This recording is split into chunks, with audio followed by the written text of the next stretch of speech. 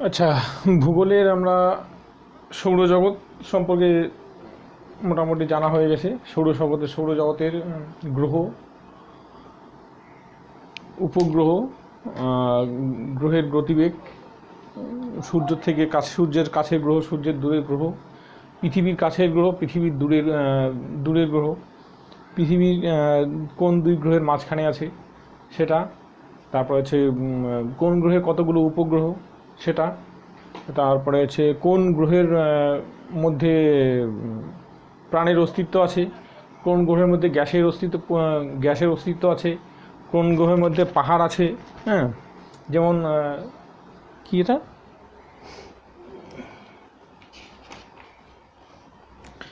মঙ্গল গ্রহের উচ্চতম পর্বতশৃঙ্গের নাম কি?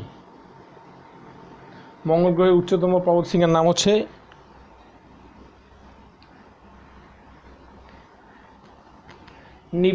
নিবাস অলিসিয়া।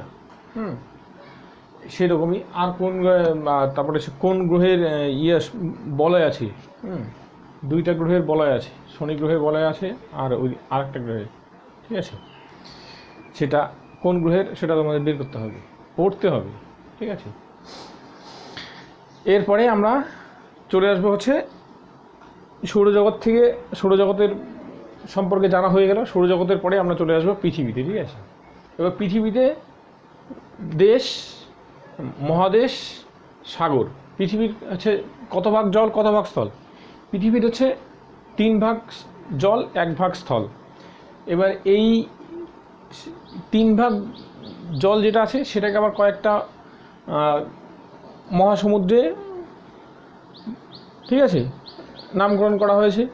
তেমনি স্থলভাগকেও কয়েকটা মহাদেশে ভাগ করা হয়েছে।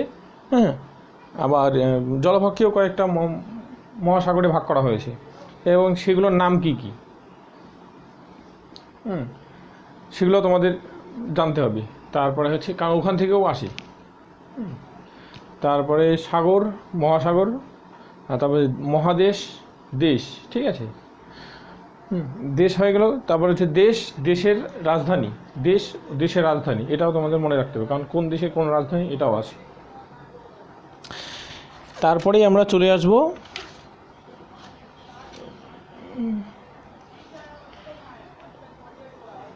GMT, IST. জিএমটি হচ্ছে মানে কি, গ্রিনিচ মেটাবলিক কি এটা রেট, যেটা দিয়ে হচ্ছে আন্তর্জাতিক তারিখ রেখা। আর হচ্ছে আইএসটি, ইন্ডিয়ান স্ট্যান্ডার্ড টাইম। ভারতীয় হচ্ছে কি তারিখ রেখা, কোন জায়গা থেকে ভারতীয় তারিখ ধরা হয়। সেখান থেকে পূর্ব দিকে গেলে একদিন বেড়ে যায়, সেখান থেকে পশ্চিম দিকে গেলে একদিন কমে যায়, ঠিক আছে? এই সমস্ত এটা তোমাদের জানতে হবে। তারপরে আমরা চলে আসবো হচ্ছে এবার ওইদিকে, যদি আমরা একটা করে চ্যাপ্টার ধরে মানে একটা করে বিষয় পড়ি, তো সেটাতে হচ্ছে অনেক সময় লাগবে, আর সেগুলো মনে রাখতে কী হবে, কষ্টকর হবে। সেই জন্য আমরা গেছি এটাকে ভাগ করে নিব। কয়েকটা ভাবে ভাগ করে নিয়ে যাতে পড়তে সুবিধা হয় আর মনে রাখা যায়, মনে থাকে, সেইভাবে আমরা ওই ভূগোলের এই ব্যাপারগুলোকে আমরা পড়ব। যেমন আমি ভাগ করেছি, ঠিক আছে, আমার মতো করে। প্রথমে আমরা যেমন দেশের রাজধানী, 205টা কি 207টা এরকম কটা দেশ আছে, কি 210টা যটা দেশ আছে। কারেন্ট বই যেগুলো আছে, কোথায় কোন বইয়ে পাবো? যেগুলো হচ্ছে 9-10-এর বই, সেইটাতে কারেক্ট ইনফরমেশন থাকে। হ্যাঁ, বাজার চলতি অনেক বইয়ে অনেক রকম তথ্য থাকে, কিন্তু আমরা 9-10-এর বইয়ে যে ইয়েটা থাকে সেটা হচ্ছে কারেক্ট থাকে, ঠিক আছে? সেটা আমরা ধরব। দেশ, তারপরে হচ্ছে দেশের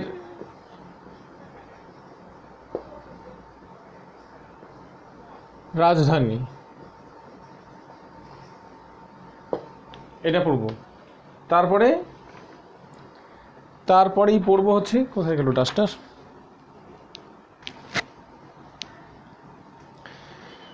কোন দেশের, তারপর হচ্ছে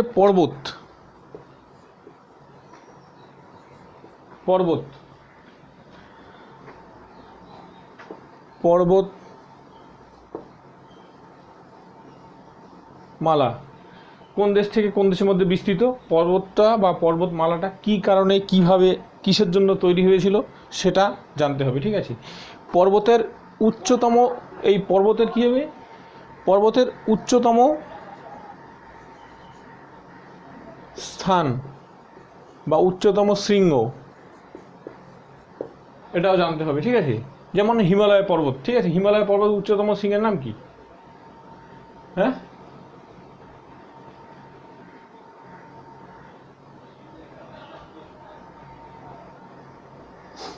এভারেস্ট, এটা হিমালয় পর্বতের উচ্চতম শৃঙ্গ।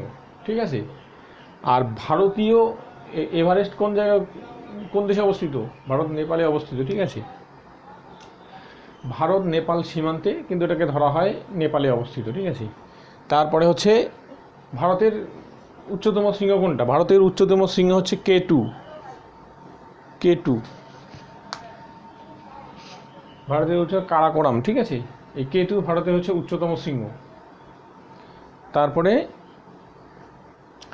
পর্বতটা সম্পর্কে জানা গেল, পর্বতের উচ্চতম স্থান। এবার পর্বতটা কোন শিলায়, এই পর্বতটা কোন শিলায়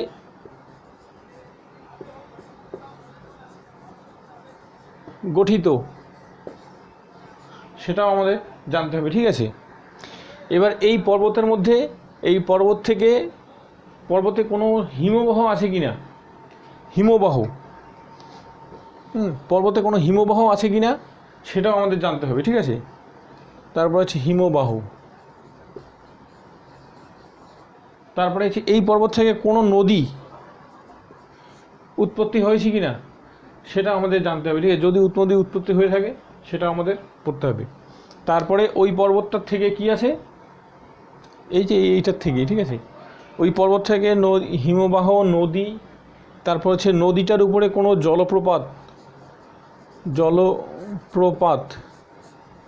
জলপ্রপাত আছে কি না সেটাও আমাদের দেখতে হবে। এইটা পর্বত বা আর একটা কোনো পর্বত, ওই দুইটা পর্বতের মাঝখানে কোনো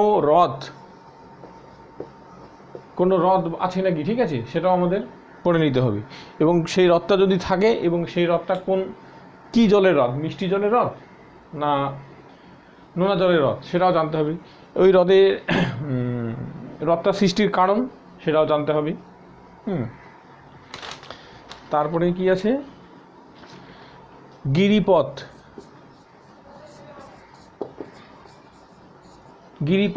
তারপরে হচ্ছে এই পর্বতমালার মধ্যে কোনো গিরিপথ আছে নাকি। গিরিপথ হচ্ছে কি, গিরিপথ হচ্ছে এই পর্বতের এই দিকে একটা জায়গা, এই দিকে একটা, এই দুইটা জায়গার যোগাযোগকারী কি রাস্তা, এই কোন দুই দেশকে বা কোন দুই স্থানকে যোগাযোগ করে, হ্যাঁ, সেটাও আমাদের জানতে হবে।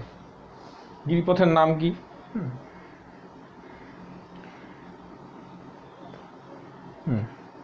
এই যে এগুলোই হচ্ছে আমাদের পর্বত সম্পর্কে জানতে হবে। একটা পর্বত যদি আমরা পড়ি, সেই মানে পর্বত সম্পর্কে জানি, তো এই পর্বত সম্পর্কে যেই পয়েন্টগুলো বললাম, এই সমস্ত পয়েন্ট মনে রাখতে হবে। কি কি? এক নম্বরে হচ্ছে পর্বতটা কোন শ্রেণীর, হ্যাঁ, ভঙ্গিল পর্বত নাকি স্তূপ পর্বত নাকি সঞ্চয়জাত পর্বত নাকি ক্ষয়জাত পর্বত, ওইটা।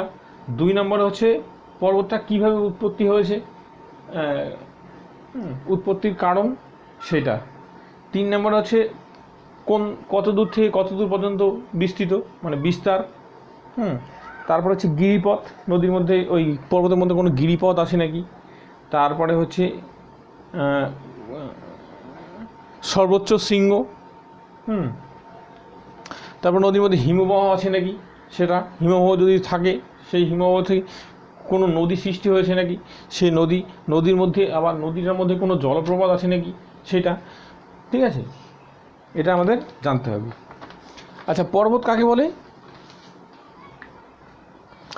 পর্বত হচ্ছে ভূমি, মানে সমুদ্র সমতল থেকে 900 মিটার, সমুদ্র সমতল থেকে 900 মিটার উঁচু ভূমিভাগকে বলা হয় হচ্ছে পর্বত। আর 600 মিটার থেকে 900 মিটার পর্যন্ত, 600 মিটার থেকে 900 মিটার পর্যন্ত উঁচু ভূভাগকে বলা হয় হচ্ছে পাহাড়। ঠিক আছে, অনেক জায়গায় পড়বে দেখবে। ঠিক আছে, পাহাড়, পর্বত, কোনো উঁচু ভূমির নাম দেওয়া আছে, উচ্চভূমির নাম দেওয়া আছে পাহাড়, কোনো উচ্চভূমির নাম হচ্ছে পর্বত। এবার পর্বত কাকে বলে, পাহাড় কাকে বলে বোঝা গেল। সমুদ্র সমতল থেকে 900 মিটারের উপরে যে ভূভাগ সেটাকে বলা হচ্ছে উঁচুভূমি, বা মানে ভূভাগ বা উঁচুভূমি, ঠিক আছে, সেটাকে বলা হয়, এটাকে উঁচুভূমি বলে না, ওটাকে হচ্ছে সুউচ্চ ভূমি, সুউচ্চ ভূমিটাকে বলা হয় হচ্ছে পর্বত। আর 900 মিটার থেকে 600 মিটারের মধ্যে উচ্চতা, 900 মিটার 600 মিটার মধ্যে উচ্চতা বিশিষ্ট ভূমিভাগকে বলা হয় হচ্ছে উঁচু ভূমিভাগকে বলা হয় হচ্ছে পাহাড়, ঠিক আছে। তো পাহাড় আর পর্বত বোঝা গেল। আর এই 600 মিটারের নিচে, হ্যাঁ, যেটা সমুদ্র সমতল থেকে কিছুটা দূর উপরে, ধরো 100, 200, 300, 400, এগুলোকে বলা হয়েছে কি টিলা।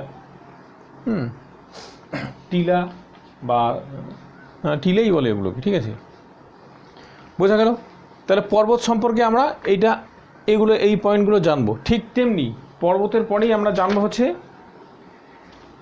নদী।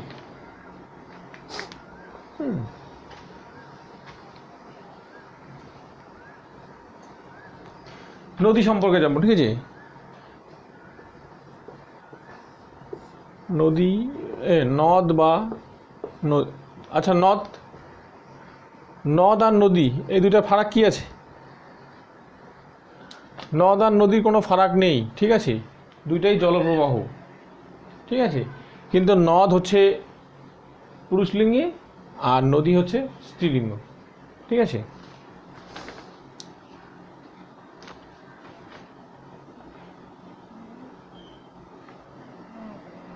নদী, আচ্ছা, নদী সম্পর্কে আমরা কি কি জানবো?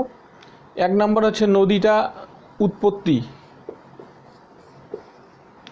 হ্যাঁ, যেমন গঙ্গা নদীর উৎপত্তি কি কোথা থেকে? গঙ্গা নদীর উৎপত্তি হিমালয়ের গোমুখ গুহা থেকে, ঠিক আছে। আর শেষ হয়েছে কোথায়? নদীর মোহনা কোথায়? হ্যাঁ,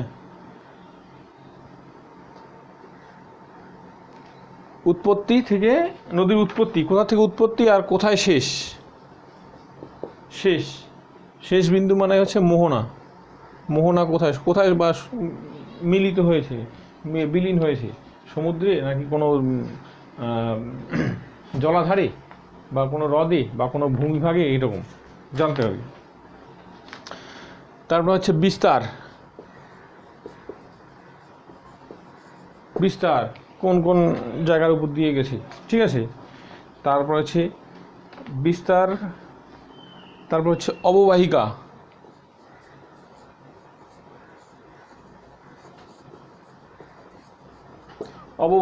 মানে কি নদীর অববাহিকা কাকে বলে? নদীর পার, নদী যে স্থান দিয়ে গেছে তার ডান দিকে বা তার বাঁ দিকে যে সমস্ত বসতি গড়ে উঠে থাকে, বা যে সমস্ত জায়গার উপর দিয়ে, ভূভাগের উপর দিয়ে নদীর জল প্রবাহিত হয়, সেটাকে বলা হচ্ছে অববাহিকা, ঠিক আছে। তারপর হচ্ছে এই নদীর ধারে বা নদীর কাছে কোন বিখ্যাত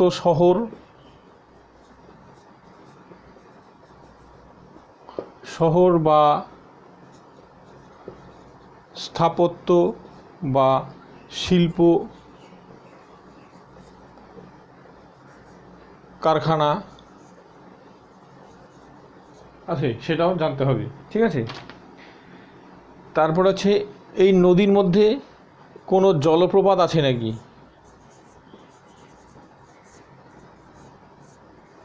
নদীর মধ্যে কোনো জলপ্রপাত আছে নাকি, এবং সেই জলপ্রপাত থেকে কি জলবিদ্যুৎ তৈরি করা হয়? যদি জলবিদ্যুৎ তৈরি করা হয় সেটাও পড়তে হবে, ঠিক আছে।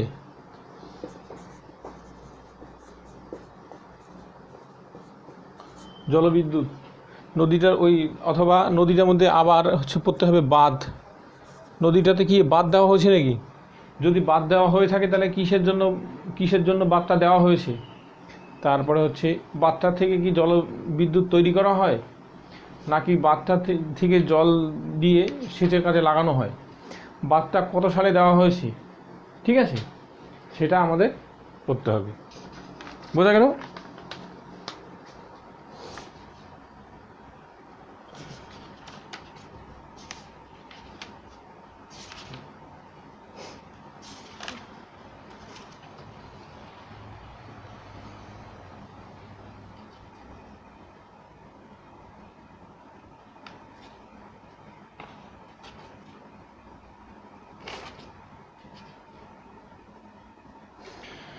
হ্যাঁ, তারপর হচ্ছে নদীগুলোর হচ্ছে উপনদী আর শাখা নদী। উপনদী আর শাখা নদী বোঝা গেল।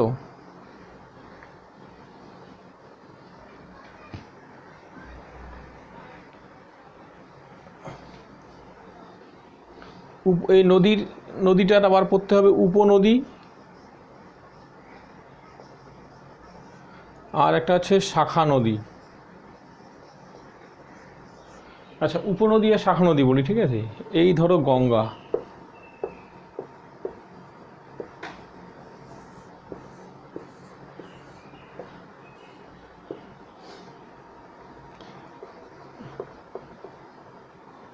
উৎপত্তি, এটা হচ্ছে মোহনা।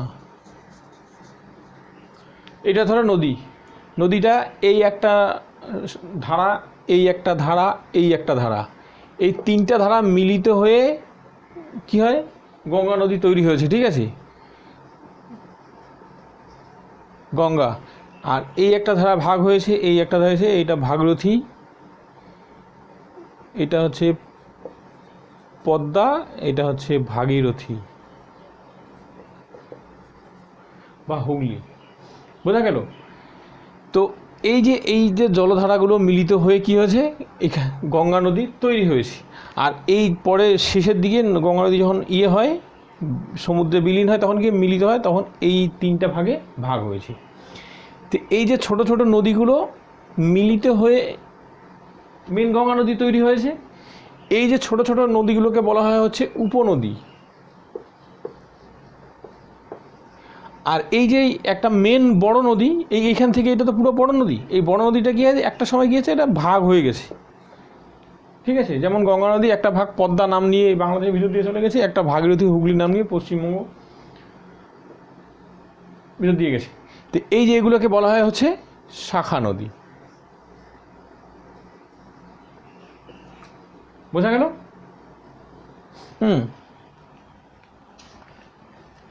এই যে, আচ্ছা, এখন ভারতবর্ষে যেগুলো নদী আছে সেই নদীগুলোর উপনদী, শাখা নদী পড়তে হবে, ঠিক আছে। যেমন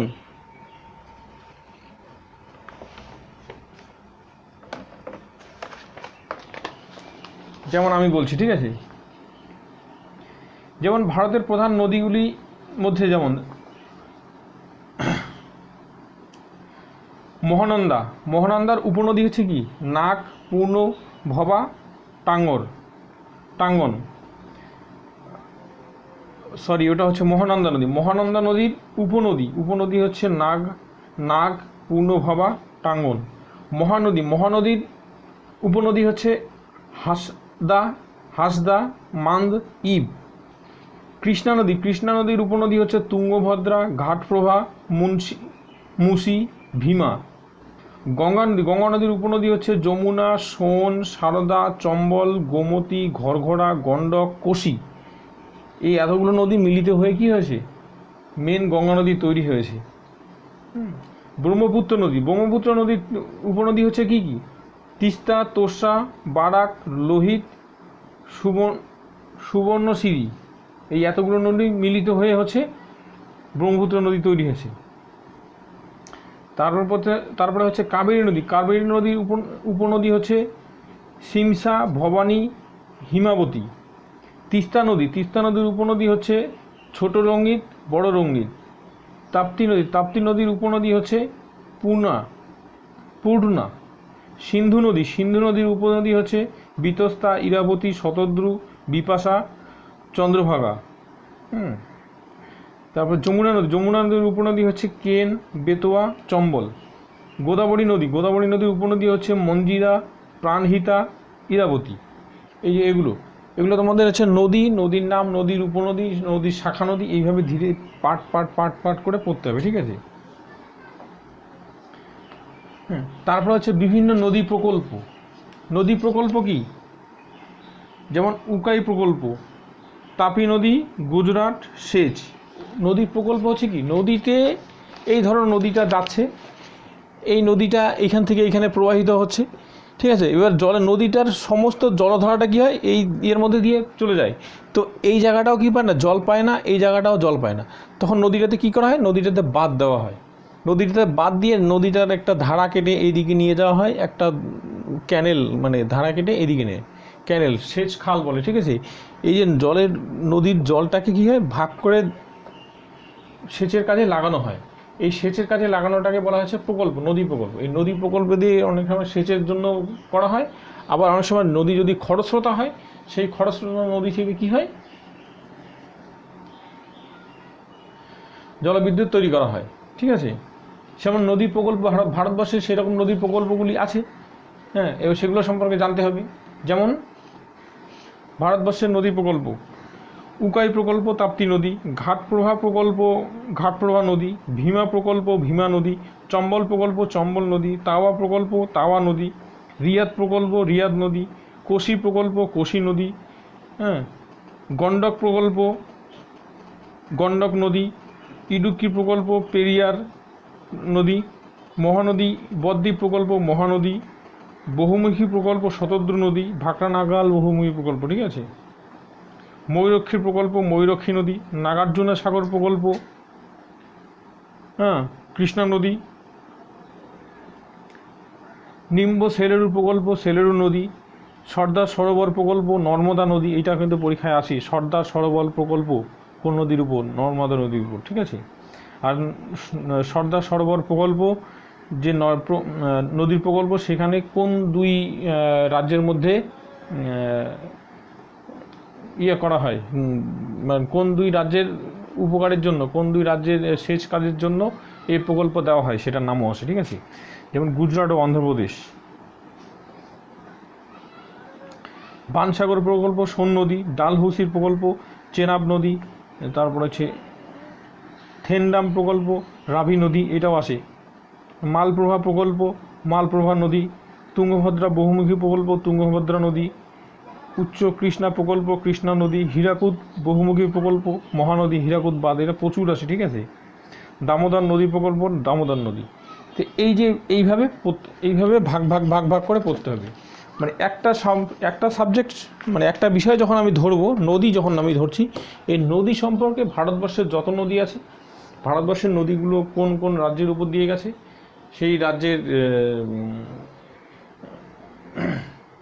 জলবিদ্যুৎ আছে নাকি, সেটা মধ্যে কথা নদীটার সম্পর্কে, নদীটার এখান থেকে এখান পর্যন্ত সমস্ত কিছুই আমাকে একবারে জেনে নিতে হবে, ঠিক আছে।